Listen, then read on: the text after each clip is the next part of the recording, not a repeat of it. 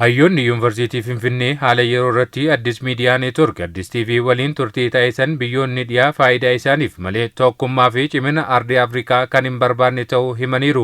Yuunivarsiitii Finfinneetti barsiisaan saayinsii siyaasaa fi walitti dhufeenyaa idil addunyaa Piroofeesar Yaaqoob Ansarnuu akka jiranitti warreen dhiyaa faayidaa isaanii kabachiisuuf Afrikaa irratti dhiibbaa uumuuf hojjechaa jiru jedhan. Gargaarsaa fi deeggarsa dhoowwachuun immoo tooftaa isaan itti fayyadaman keessaa isa olaanaa ta'us kaasanii biyyoottan dhiyaa kunneen naannoo koriidarii daldala galaana diimaatti biyyas ta'e mootummaa cimaan akka hundeeffamu kan hin barbaanne ta'uu ፕሮፌሰር ያዕቆብ kan isaan dubbatanii የዓለምን ኢኮኖሚ እስካሁን ድረስ በተለያየ መንገድ በምንዛሬም ሆነ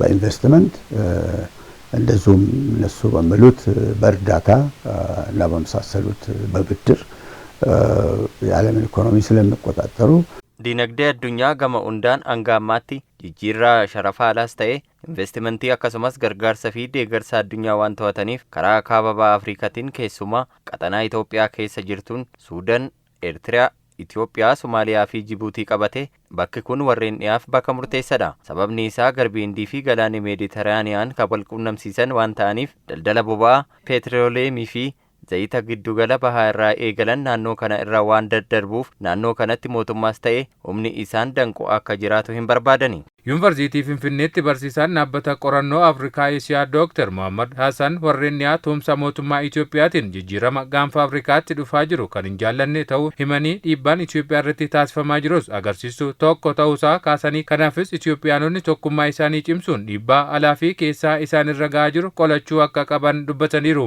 ኢትዮጵያን ወደ ኋላ ለማስቀረት የሚደረገው ትግል ስላልተሳካ ነው ደግሞ አሁን ባላቸው ኃይል ኢትዮጵያን ለማፈራረስ የተነሱት qabsoon Itoophiyaa duubatti deebisuu waan isaaniif hin milkoofneef hamma humna qabaniin kan isaan Itoophiyaa diiguuf ka'an. Kunis kan yeroo gaafatudha malee ni fashalaa. Kanaaf nuti Itoophiyaanonni tokkummaa keenya cimsinee yoo dhaabbanne karoorri badhaadhinaa qabannee ni milkaa'a malee eenyuyyuu dhaabuu hin danda'u. Rakkoo keessoo keenyaa ofii keenyaan hiikkannee karaa nageenyi dhufuu danda'u mijeessuu qabna. Itoophiyaan immoo akka gaanfa Afrikaattis ta'ee akka Afrikaattuu biyya guddoo waan taateef dhiibbaa uumuu danda'uun ishees cimaa dhufa. Kanatu warreen lixaa sodaachise. Kanarraa ka'aniitu Itoophiyaa akka diigamtu kan barbaadaniif. Warreen dhiyaa Afrikaa faayidaa isaaniif malee gamtaa fi cimna ishee kan hin barbaanne ta'uu kan ibsan hayyoonni kunneen uummanni Afrikaa fi gamtaan Afrikaa waltajjii idil addunyaa irratti ardiin Afrikaa dhiibbaa uumuu akka dandeessu gochuu qabu jedhan. እያንዳንዱ ሀገር ላይ የውጭ ተጽዕኖ ደግሞ በተናጠል እያረፈበት ስለሆነ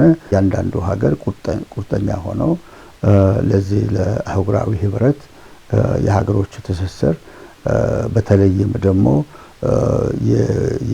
የራሳቸውንም ሆነ የአህጉሩን ጸጥታና ከፍታ ለማስከበር tokkoon biyyaa irra dhiibban warreen halaawaan jiruuf biyyoonni kunneen tokkoon isaanii kutannoon tokkummaa ardittii fi walitti hidhamiinsa biyyoota cimsuun akkasumas nageenya fi tasgabbii biyya isaanii fi ardittii eegsisuun dhiibbaa siyaasaa ardittii idil addunyaa irratti mirkaneessudha. Akkasumas badhaadhina ardittii dhugoomsuuf ardii biroo waliin ta'uun qabeenya lafa jala jiran karaa ittiin misoomsuun danda'amu irratti hojjechuudha. የአፍሪካ ህብረት ተጽዕኖ ፈጣሪ ሊሆን የሚችልበትን መንገድ እና አንድነቱን አጠናክሮ gamtaan Afrikaa haala itti dhiibbaa uumuu danda'u mijeessuu fi tokkummaa isaa cimsee karaa ittiin Afrikaas ta'ee addunyaaf bu'aa buusuu danda'u irratti hojjetamaa akka jiru beekamaadha. Kun cimee itti fufuu qaba. Beektonni Afrikaa faayidaa ardittii eegsisuuf ga'ee olaanaa taphachuu akka qabanis hayyoonni kunneen yaadachiisaniiru.